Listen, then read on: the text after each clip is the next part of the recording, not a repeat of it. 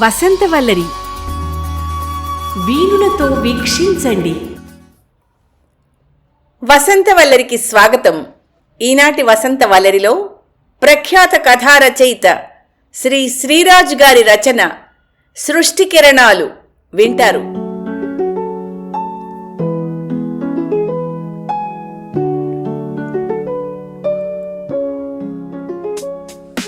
ఇతరుల ఉత్తరాలు చదవకూడదన్న సంస్కారం తెలిసినప్పటికీ ఒక్కోసారి ఎవరికో వచ్చిన ఉత్తరాలు చూడాలనిపిస్తుంది. అది కుతూహలం కావచ్చు, లేదా వాళ్ల మీద కసి కావచ్చు. విజయ్ ఎవరో నాకు తెలీదు, కానీ అతనికొచ్చిన ఉత్తరం చదివాను. ఆ ఉత్తరమే చదవకపోతే ఈ కథను రాసేవాణ్ణి కాదు, కథలో రచయితగా నేను పాత్ర తీసుకునేవాణ్ణి కాదు.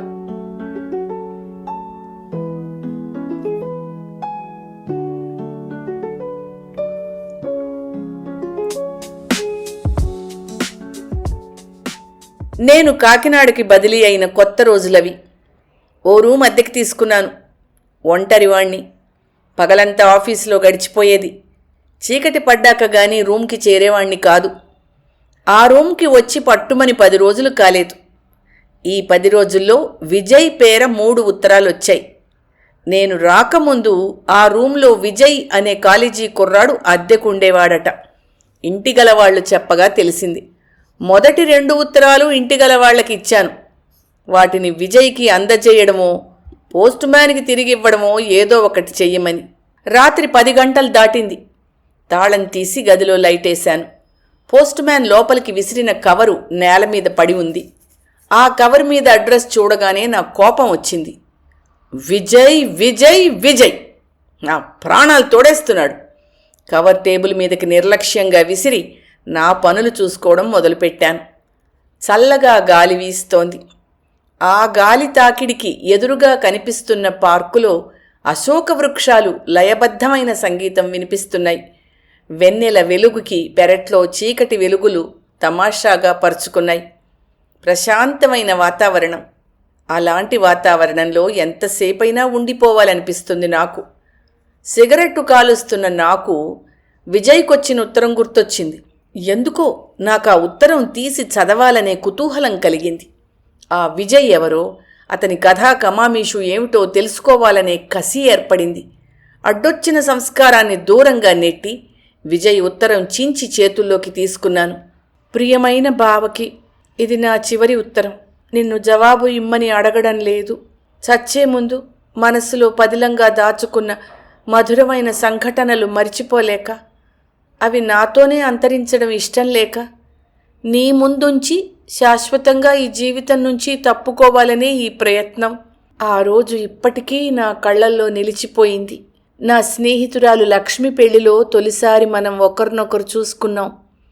నాకు తెలియని నువ్వు ప్రతి క్షణం నా వెంటే తిరుగుతూ నీ మాటలతో నన్ను కవ్వించడానికి ప్రయత్నిస్తున్నావని గ్రహించాను. బల్ల మీద నిలబడి తోరణాల కోసమని మావిడాకులు తుంచడానికి ప్రయత్నిస్తున్నప్పుడు కాలు జారి కింద పడ్డాను. దెబ్బ తగిలిందా? ఆ పెరట్లో నిన్నొక్కడ్నే చూడగానే నాకు చిరుచెమట్లు పోశాయి. సిగ్గో భయమో చెప్పలేను. నీ నుండి దూరంగా పారిపోదామని లేవబోయాను. కదల్లేకపోయాను. బాధగా మూలిగాను. నా పాదం చేతుల్లోకి తీసుకుని నెమ్మదిగా నువ్వు రాస్తూ ఉంటే నిన్నే చూస్తూ ఉండిపోయాను. అంతలోనే నా కోపం వచ్చింది. నువ్వు తీసుకున్న చనువుకి వెంటనే లేచి వెళ్ళిపోయాను. 10 రోజులు గడిచిపోయాయి. మా ఊరొచ్చావు నువ్వు. చెరువు గట్టున కూర్చునున్న నేను నిన్ను చూసి ఆశ్చర్యపోయాను. ఏమండి, నేను గుర్తున్నానా? నా దగ్గరకొచ్చి సూటిగా అడిగేసరికి కోపం వచ్చింది. సమాధానం ఇవ్వకుండా లేచి నిలబడి ఎటో చూస్తూ ఉండిపోయాను. క్షమించండి, నేను మీకోసమే ఈ ఊరొచ్చాను. లక్ష్మిగారు మీ అడ్రస్ ఇచ్చారు. మీతో చాలా విషయాలు మాట్లాడాలి. మీ ఇంటికి నడవండి, మాట్లాడుకుందాం. ఎంత ధైర్యం! ఈసారి కోపం ప్రదర్శించలేదు. ఏంటి మాట్లాడతారు? ఇక్కడే మాట్లాడండి అంటూ నువ్వు మాట్లాడడానికి అనుమతి ఇచ్చాను. ఆ సమయంలో చెరువుగట్టున ఎవ్వరూ లేరు. దగ్గరున్న రావి చెట్టు కింద చతికిలపడి నేల మీద గిరులు గీస్తున్నాను. మనసులో నెమ్మది నెమ్మదిగా చోటు చేసుకుంటున్నావు. నువ్వు మాట్లాడబోయేది ఊహిస్తూ ఊహించలేక ఊపిరి బిగబెట్టి ఉన్నాను. ఏవండి, నాకు ఉపోద్ఘాతాలు బంగాళాఖాతాలు చెప్పడం చేతకాదు. ఆ రోజు మిమ్మల్ని పెళ్లిలో చూశాను. నా మనసుని దోచుకున్నారు. మీరు అనుమతిస్తే నేను మిమ్మల్ని పెళ్లి చేసుకుంటాను. కాదంటారా? ఈ పిచ్చివాడు అగాధంలోకి జారిపోతాడు. ఆ 2 మాటలే అన్నావు. నా ముందు ఓ దేవుడు నిలబడి చిరునవ్వులు నవ్వుతున్నట్టు, ఆ దేవుడి చేతిని పట్టుకుని ఊహాలోకాల్లో విహరిస్తున్నట్టు, ఏ అమ్మాయికి లభించని అదృష్టం తన ఒడిలోకి తీసుకుని లాలిస్తున్నట్టుగా తోచింది. ఆ అనుభూతి నన్ను ఉక్కిరిబిక్కిరి చేసింది. ఒక్క క్షణం మాట్లాడలేకపోయాను. నువ్వు ఆశగా ఎదురుచూస్తున్నావు. మా అమ్మతో మాట్లాడండి. బిందె తీసుకుని గబగబా అక్కడి నుండి వెళ్ళిపోయాను. నువ్వు మా ఇంటికి వచ్చావు. చిత్రమైన కలయిక. అమ్మ నీకు అత్తయ్య కావడం, నువ్వు నాకు బావ కావడం. నా సంతోషానికి అవధులు లేవు. అలా మొదలయ్యింది మన ప్రేమ. అందరూ అమ్మని వెలివేశారు. అమ్మ కేవలం నా కోసం బతుకుతోంది. నా జీవితానికి నువ్వు వెలుగువి కాబోతున్నావని తెలిసి అమ్మ పొంగిపోయింది. విడిపోయిన మన 2 కుటుంబాలు మన పెళ్లితో కలుసుకుంటాయని ఆశించింది. ప్రతిరోజు అందుకునే నీ ఉత్తరాలు చూసినప్పుడు నువ్వు నిజంగా కాలేజీకి వెళ్తున్నావా అనిపించేది. ఆశలు కల్పించావు బావా. అణువణువునా నిండిపోయావు. ఆదివారాలు సెలవు రోజుల్లో మా ఇంటికి వచ్చేవాడివి. రాత్రంతా పెరట్లో కూర్చుని కబుర్లు చెప్పుకునేవాళ్ళం. ఆ సమయంలో ఆకాశంలో వెన్నెల వెలుగులే కనిపించేవి. కోటిపల్లి రేవులో పడవ ప్రయాణం చేసినప్పుడు, వానలో తడిసి ఒకరినొకరు హత్తుకుపోయినప్పుడు, ఒంటరిగా వెన్నెల్లో డాబా మీద నీ ఒళ్ళో వాలిపోయినప్పుడు నువ్వు దొంగలా నన్ను దోచుకునేవాడివి, అల్లరి చేసేవాడివి. ప్రతి క్షణమూ నాదే అనిపించేది. ఆ క్షణం నువ్వే కావాలనిపించేది. నన్ను పిచ్చిదాన్ని చేశావు. నువ్వు లేకపోతే నేను బతకగలనా? ఈ ఆలోచన వస్తే నాకు నిద్ర రాదు. చచ్చిపోతానేమోననే భయం. ప్రేమలో ఇంత మాధుర్యం ఉంటుందని నేను ఊహించలేదు. నా చేతల్లో, మాటల్లో, మనసులో నువ్వే బావా, నువ్వే. అందుకే నన్ను నేను సమర్పించుకున్నాను. ఎందుకో నీ చేతుల్లో పువ్వులా నలిగిపోవాలనిపించింది. ఆ రోజు ఆ వాతావరణం నా కన్నెతనాన్ని నీకు కానుకగా ఇమ్మంది. బావవి, నా కాబోయే భర్తవి. నీ చేతుల్లో, గుండెల్లో ఇమిడిపోయాను. మన మధ్య జరిగిన ప్రతి చిన్న సంఘటన నాకు గుర్తుంది. ఇవన్నీ ఎందుకు రాస్తున్నానో తెలుసా? నేను మర్చిపోలేదు అని చెప్పడానికే బావా. కానీ నువ్వు నన్నెలా మర్చిపోగలిగావు బావా? ఆ రోజు నీ చేతుల్లో ఒరిగిపోయినందుకు ఫలితంగా నీ ప్రతిరూపం చేతులు చాస్తూ మన ముందుకు వస్తానంటోంది. ఈ సంగతి అమ్మకి తెలియనివ్వలేదు. ఇంటికి వెళ్ళి మీ నాన్నతో మాట్లాడి నన్ను పెళ్లి చేసుకుంటానన్నావు. మావయ్య కాదంటే అతనితో తెగతెంపులు చేసుకుని నాకు తోడుగా ఉంటానన్నావు. నన్ను అన్యాయం చెయ్యనన్నావు. కానీ ఇది అన్యాయం బావా. నువ్వెళ్ళి 1 రోజులు గడిచిపోయాయి. నీ రూమ్కి ఉత్తరాలు రాశాను. నీ మౌనం నన్ను భయపెడుతోంది. నేనేం తప్పు చేశానని నాకు శిక్ష విధించావు? నాకు తెలుసు. మావయ్య మన పెళ్లికి ఒప్పుకోలేదు. మావయ్య మాట నువ్వు ఎదిరించలేవు. కన్న తండ్రి, అతని మనసు నొప్పించలేవు. అందుకే నన్ను మర్చిపోయావు. నీ అవసరం తీర్చుకున్నావు. ఇప్పుడు నీకు అవసరం లేని దాన్ని, ఈ పిచ్చిదాని చెయ్యి మధ్యలో విడిచిపెట్టి ఏమీ తెలియనట్టు ఊరుకున్నావు.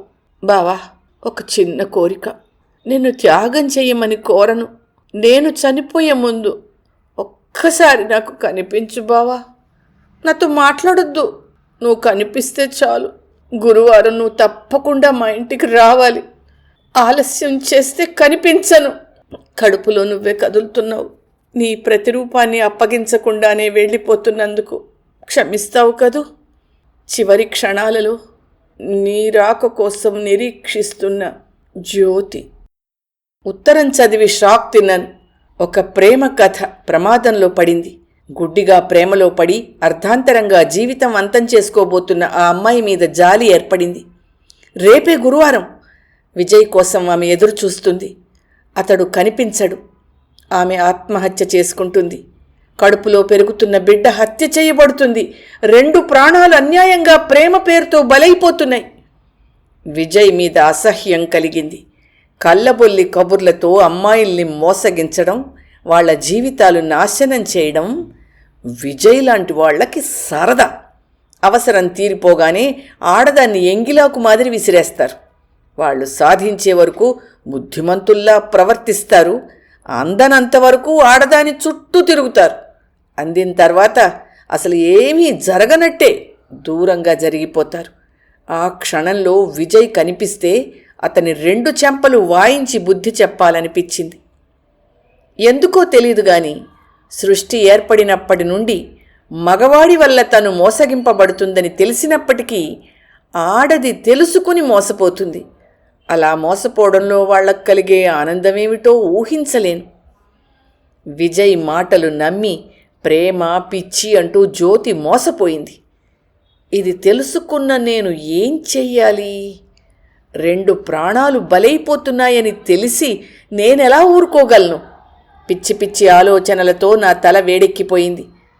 దూరంగా చర్చి గంటలు వినిపించాయి. 3 గంటలు దాటింది. మగతగా నిద్రలోకి జారిపోయాను.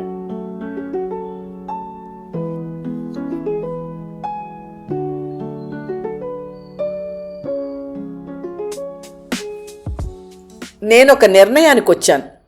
నాకు చేతనైనట్టు జ్యోతికి సాయం చెయ్యాలి. ఆ అమ్మాయిని కాపాడాలి. విజయ్కి బుద్ధి చెప్పి వాళ్ళిద్దరినీ ఒకటిగా చెయ్యాలి. ఇంటి గల వాళ్ళని కలుసుకొని విజయ్ గురించి ఆరా తీశాను. అతని గురించి వాళ్ళు ఎలాంటి వివరాలు చెప్పలేకపోయారు. ఏదో కాలేజీలో చదువుకునేవాడని, పరీక్షలైపోగానే రూమ్ ఖాళీ చేసి వెళ్ళిపోయాడని మాత్రం చెప్పారు. విజయ్ పచ్చి మోసగాడు. ఇప్పుడు ఆ మోసగాణ్ణి పట్టుకోవడం సాధ్యం కాదు. అయితే కర్తవ్యం ఏమిటి? మొదట జ్యోతిని కలుసుకోవాలి. ఆమె ప్రాణాలు కాపాడాలి. ఆమె ద్వారా విజయ్ గురించి తెలుసుకోవాలి. ఈ కథలో నేను పాత్ర వహించాలి. ఆఫీస్కి సెలవు పెట్టి జ్యోతి రాసిన ఉత్తరం మీది ఫ్రమ్ అడ్రస్ చూసుకుని బయలుదేరాను.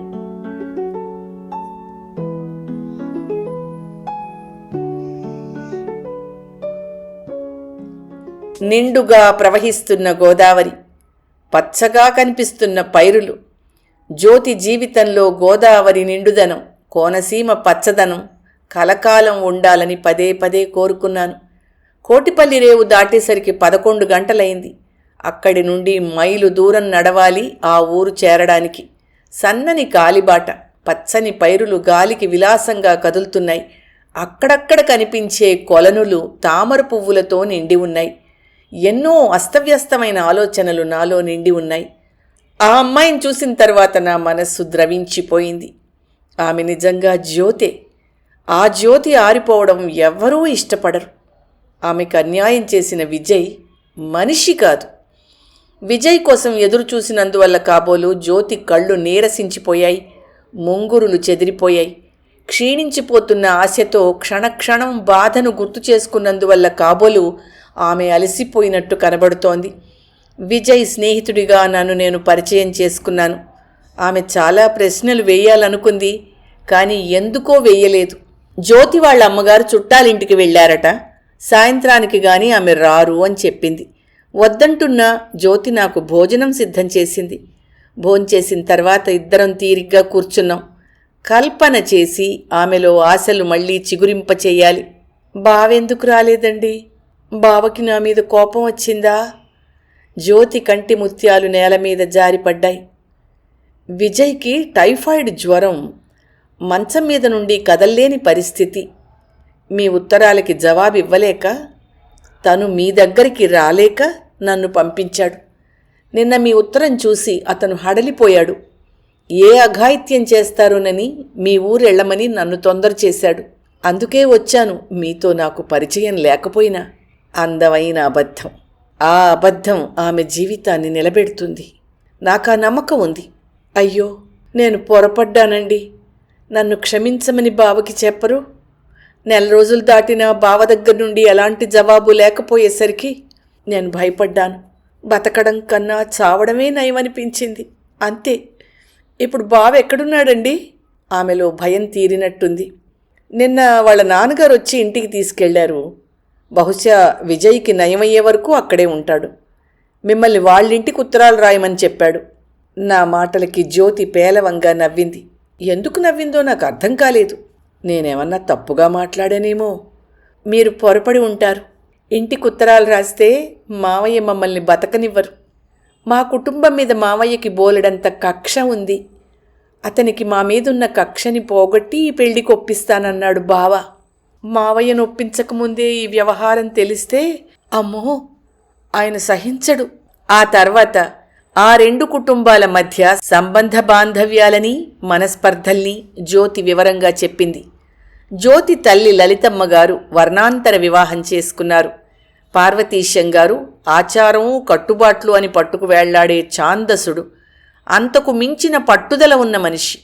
వంశాన్ని కుటుంబాన్ని కాదని ఎవణ్ణో పెళ్లి చేసుకున్నందుకు తన తోబుట్టువని ఆ ఇంటి ఆడబడుచని చూడకుండా ఇంటి నుండి గెంటేశారు. కన్నతండ్రి పోయినప్పుడు లలితమ్మని పుట్టింటి గడప తొక్కనివ్వలేదు. అంతేకాదు, లలితమ్మ వైధవ్యం పొందిన రోజున కూడా అతను పరామర్శించడానికి వెళ్ళలేదు. ఆమె అనుభవిస్తున్న కష్టాలు చూసి జాలి పడలేదు సరికదా, మరింత ద్వేషం పెరిగిపోయింది. ఆమెను నిర్దాక్షిణ్యంగా ఆ ఊరు నుండి పంపేశారు. ఆ రెండు కుటుంబాల మధ్య వైరం ఏర్పడి బంధుత్వాల వంతెన కూలిపోయింది. విడిపోయిన పెద్దవాళ్లను చిన్నవాళ్లు కలపగలరని, మావయ్య బావమాట కాదనరని అమ్మకి నమ్మకం ఉంది. నిజమేనండి, పట్టుదలనేది ఎవరికీ జీవితాంతం ఉండదు. తప్పకుండా మీ పెళ్లికి మీ మావయ్య గారు ఒప్పుకుంటారు. మీరు ధైర్యంగా ఉండండి. విజయ్ మంచివాడంటూ ఎన్నో సంగతులు చెప్పింది జ్యోతి. సాయంత్రం నేను బయలుదేరేసరికి లలితమ్మగారింటికొచ్చారు. జ్యోతి వాళ్ళ అమ్మగారికి నన్ను పరిచయం చేసింది. విజయ్ ఆరోగ్యం ఎలా ఉందో ఎప్పటికప్పుడు ఉత్తరాలు రాయమని లలితమ్మగారు చెప్పారు. నేను అలాగేనని చెప్పి బయలుదేరాను. ఎందుకో విజయ్ మీద నాకు సదభిప్రాయం లేదు. అతను పార్వతీశం గారి కొడుకు. ఆ రక్తం పంచుకు పుట్టిన విజయ్లో తండ్రి బుద్ధులు మాత్రం ఎందుకుండవు? నెల రోజుల నుండి మౌనం వహిస్తూ జ్యోతి విషయం పట్టించుకోవడం లేదంటే అతను మోసం చేశాడని తెలుస్తోంది. ఈరోజు అబద్ధం చెప్పి జ్యోతి ప్రాణాలు కాపాడగలిగాను. కానీ రేపు సాహసించి విజయ్ని కలుసుకోవాలి. అతన్ని దారికి తీసుకొచ్చి జ్యోతిని కలపాలి. కథ పూర్తి కాకుండానే మధ్యలో విడిచి జ్యోతికి అన్యాయం చెయ్యాలనిపించలేదు నాకు. ఈ కథ ఎలాంటి మలుపులు తిరుగుతుందో, ఎలా ముగుస్తుందో.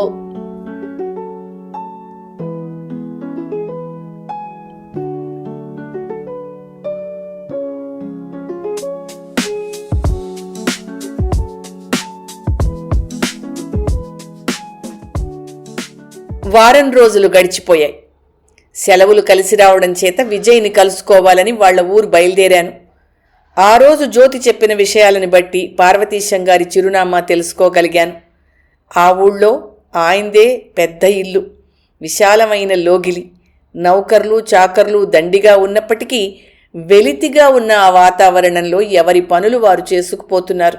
తూర్పు వైపు మామిడి చెట్టు కింద పడక్కుర్చీలో కూర్చుని దీర్ఘంగా ఆలోచిస్తున్న పార్వతీశం గారి దగ్గరికి నన్ను ఒక నౌకరు తీసుకుపోయి, అయ్యగారో ఈరో మన విజయ్ బాబు స్నేహితులంట అని పరిచయం చేశాడు. పార్వతీశం గారు ఆజానుబాహువు, దబ్బపండు ఛాయ, విశాలమైన పాలభాగం, తీక్షణమైన చూపులు, నుదుటి మీద విభూతి రేఖలు, మెళ్ళో రుద్రాక్షమాలలు. ఇది అతని వేషం. అతన్ని చూస్తే ఎవరికైనా గుండె దడదడలాడుతుంది. నేను విజయ్ స్నేహితుణ్ణని, ఇద్దరం కాలేజీలో చదువుకునేవాళ్లమని, విజయ్ని చూసిపోదామని ఇక్కడికి వచ్చానని చెప్పాను. ఆయన కూర్చోమని సైగ చేశారు. మజ్జిగ తెప్పించి తీసుకోమన్నారు. 12 కాలేదు, ఎండ మండిపోతోంది. నా దాహం ఎలా కనిపెట్టారో గాని మజ్జిగ తీసుకున్నాక కొంచెం స్థిమితపడ్డాను. మా విజయ్ గురించి నీ అభిప్రాయం ఏమిటబ్బాయ్? పార్వతీశం గారి ప్రశ్నకి తుళ్ళిపడ్డాను. ముసలాయన నా అభిప్రాయం సేకరించడంలో ఉద్దేశమేమిటో. మీ విజయ్కేమండి, చాలా మంచివాడు, తెలివైనవాడు, మీకు తగిన కొడుకు. నా మాటల్లో ద్వంద్వం లేకపోలేదు. అబద్ధం! నిజంగా వాడు మంచివాడైతే నాకు చెడ్డ పేరు తీసుకురాకూడదు. నిజంగా తెలివైన వాడైతే చదువు ఎగ్గొట్టి ప్రేమలో పడకూడదు. నిజంగా వాడు నాకు తగిన కొడుకైతే ఓ భ్రష్టురాలి కూతుర్ని పెళ్లి చేసుకోవడానికి సిద్ధపడకూడదు. ఆవేశంగా అరిచారాయన. నేను విజయ్ని తప్పుగా అంచనా వేశాను. జ్యోతికి అన్యాయం జరగదు. నా మనసులో అలజడి కాస్త తగ్గింది. చూడబ్బాయ్, మనం పుట్టకముందు వంశము, ఆచారము, కట్టుబాట్లు, సాంప్రదాయాలు ఇలా ఎన్నో పుట్టాయి. ఓ వంశంలో పుట్టినప్పుడు ఆ వంశం ఆచారాలు, కట్టుబాట్లు, సాంప్రదాయాలు పాటించవలసిన బాధ్యత మనకుంది. వాటిని కాదనే హక్కు ఎవరికీ లేదు. ఆ హక్కును నా తోడబుట్టింది తీసుకుంది. ఈ ఇంటి గౌరవాన్ని సర్వనాశనం చేసింది. అలాంటి దాన్ని నేను క్షమించలేకపోయాను. నా కంటికి కనిపించనంత దూరం పంపించేశాను. ఏళ్ళు గడిచిపోయాయి. ఈ ఇంటి ఆడపడుచు చచ్చిపోయిందని మర్చిపోయాం. కానీ ఇప్పుడు ఇంతకాలానికి విజయ్ ఏం చేశాడో తెలుసా? ఆ భ్రష్టురాలు బ్రతికుందని, దానికి ఎదిగున్న కూతురుందని, ఆ అమ్మాయి మెళ్ళో తాళి కడతానని వాదించాడు నాతో. అదెలా వీలవుతుంది? కాలం మారిపోతోందండి. కాలంతో పాటు మనము మారాలి. మనం ఏర్పరచుకున్న ఈ కట్టుబాట్లని, సాంప్రదాయాలని కాలానుగుణంగా మార్చుకోవాలి. ఇలాంటి మార్పును మీలాంటి పెద్దవారే హర్షించాలి, ప్రోత్సహించాలి. అప్పుడు ఆమె భ్రష్టురాలు కాదు. ఆ అమ్మాయిని విజయ్ పెళ్లి చేసుకోవడం తప్పేమీ కాదు. తప్పుగా మాట్లాడినా, ఎక్కువగా మాట్లాడినా నన్ను క్షమించండి. పార్వతీశం గారు నా వైపు కోపంగా చూశారు. అసాధ్యం! నా బొందిలో ప్రాణం ఉండగా అలా జరగడానికి వీల్లేదు. పగలు వెన్నెల కాస్తుందా? రాత్రి ఎండ పొడుస్తుందా? లేదు, లేదు, అంతే. ఈ కుటుంబము, వంశము, సాంప్రదాయం, కట్టుబాట్లలో మార్పు రావడానికి వీల్లేదు. అలాంటి మార్పు కావాలనుకునేవాడైతే విజయ్ ఈ వంశంలో పుట్టకుండా ఉండాల్సింది. ఈ కుటుంబంలో పుట్టిన తర్వాత, అందులో నా కొడుకుగా పుట్టిన తర్వాత నన్ను ఎదిరించి ఏ పని చేయడానికి వీల్లేదు. పార్వతీశం గారి మాటల్లో వంశము, సాంప్రదాయము లాంటి పదాలు పదే పదే వినిపిస్తున్నాయి.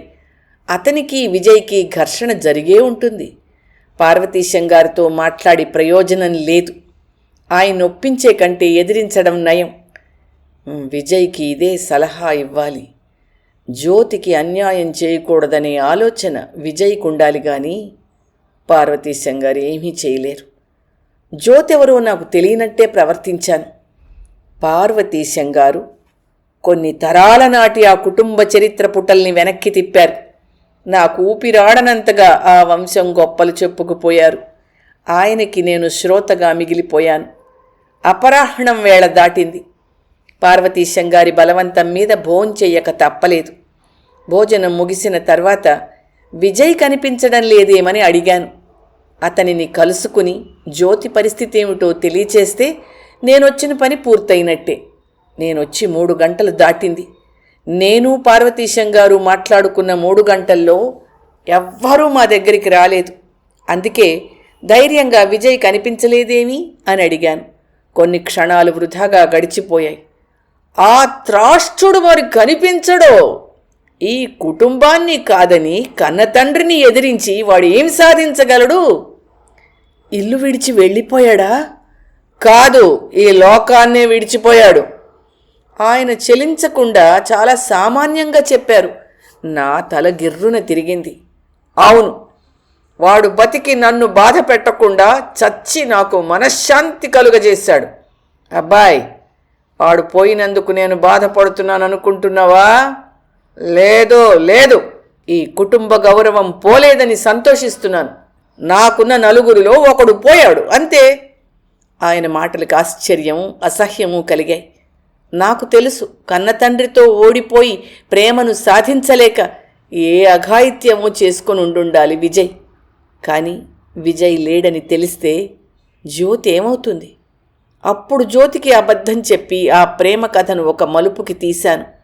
ఇప్పుడు ఈ విషాదగాథను ఏ మలుపుకి తీసి జ్యోతిని కాపాడాలి? నాలో వెర్రి ఆవేశం కట్టలు తెంచుకుంది. మీ కుటుంబానికి విజయ్ని బలి చేశారు, అన్యాయం అని గట్టిగా అరిచాను తట్టుకోలేక. కాదు, వాడు ప్రేమకి బలైపోయాడు చాలా నిశ్చలంగా చెప్పి ఆయన అక్కడి నుండి చరచరా వెళ్ళిపోయారు.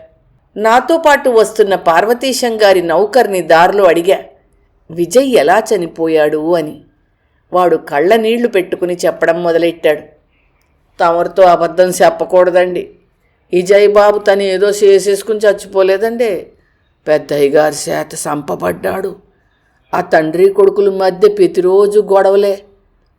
మొదట్లో మాకు తెలిసేది కాదండి. ఆ గొడవలు ఎందుకా అనుకునేవాళ్ళం. రాను రాను తెలిసిందండి విజయబాబు జ్యోతమ్మని పెళ్లి చేసుకోవడం పెద్దయ్య గారికి ఎట్టం లేదని. పెద్దయ్య గారి పట్టుదల మీకెవరికి తెలియదండి బాబు. హానుక్కుంటే ఎట్టాటి పనైనా చేసేస్తారు. విజయబాబు ఇంటితో తెగతింపులు చేసేసుకుంటానన్నారు. పెద్దయ్య గారు విజయబాబుని ఊళ్ళో నుండి కదలనివ్వలేదు. పట్టణంలో ఉన్న బాబు గది ఖాళీ చేయించారు. కొట్టారండి, తిట్టారండి, చాలా కట్టాలు పెట్టేశారండి. వారం క్రితం బాబు విజయబాబు రాత్రప్పుడు ఇల్లు వదిలి పారిపోతుంటే పెద్దయ్య గారు కంటపడ్డారండి. అంతే, అయ్యగారి చేతికర్రతో గొడ్డును బాదినట్టు విజయబాబుని బాదారండి. అందరూ చూస్తుండగానే విజయబాబుని చంపేశారండి. ఓ గాడ్! ఈ దారుణానికి కారణమైన పార్వతీశం గారిని ఎవరు శిక్షిస్తారు?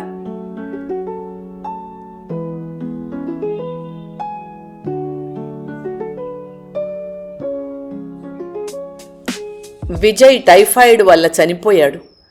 అర్ధాంతరంగా అన్యాయం చేసి వెళ్ళిపోతున్నందుకు జ్యోతిని క్షమించమని కోరుతూ విజయ్ పెద్ద బాధ్యతను ఆమె మీద ఉంచాడు. జ్యోతి తన కోసం కాకపోయినా కడుపులో ఉన్న విజయ్ ప్రతిరూపం కోసమైనా బ్రతకాలి. సరికొత్త కల్పన. నా కల్పనతో ఆమె కన్నీళ్లను తుడిచేయలేను. కానీ కొత్త ఆశలు కల్పించి ఆమెను చావు నుండి తప్పించగలనేమో. ఏమో, నా ప్రయత్నం నేను చేయాలనే ఉద్దేశ్యంతో మర్నాడు జ్యోతి వాళ్ళ ఊరు వెళ్ళాను. ఇంట్లో జ్యోతి కనిపించలేదు. లలితమ్మగారు నన్ను చూసి బావురుమన్నారు. వచ్చావా బాబు? రానాయనా, జ్యోతి ఉందనుకుంటున్నావా? లేదు బాబు, అదిగో నువ్వు వెళ్ళిన మర్నాడే మా అన్నయ్య ఊరి మనుషులు ఎవరో వచ్చి జ్యోతికి ఏమేమో చెప్పారంట. ఆ రాత్రే జ్యోతి ఏట్లో దూకి చచ్చిపోయింది. మనకి కనిపించని చోటుకి వెళ్ళిపోయింది బాబు. ఏం జరిగిందో నాకు అస్సలు తెలీదు. నువ్వైనా చెప్పు బాబు. ఎవరికీ ఏమీ తెలీదు. జ్యోతి కడుపులో తనున్నట్టు విజయ్కి తెలీదు. విజయ్ ప్రేమ పేరుతో బలైపోయాడని జ్యోతికి తెలీదు. రక్తం పంచుకు పుట్టినవాణ్ణి కన్నతండ్రే కర్కశంగా చంపేశాడని లలితమ్మగారికి తెలీదు. నేనెవరికీ ఏమీ కాకపోయినా ఈ కథలో పాత్ర వహించినట్టు పార్వతీశం గారికి తెలీదు. అన్నీ నాకు తెలిసినప్పటికీ నేనెవరిని కాపాడగలిగాను? ఎవరిని మార్చగలిగాను? ఎవరిని ఓదార్చగలిగాను? నేను కల్పన చేయవలసిన అవసరం తీరిపోయింది.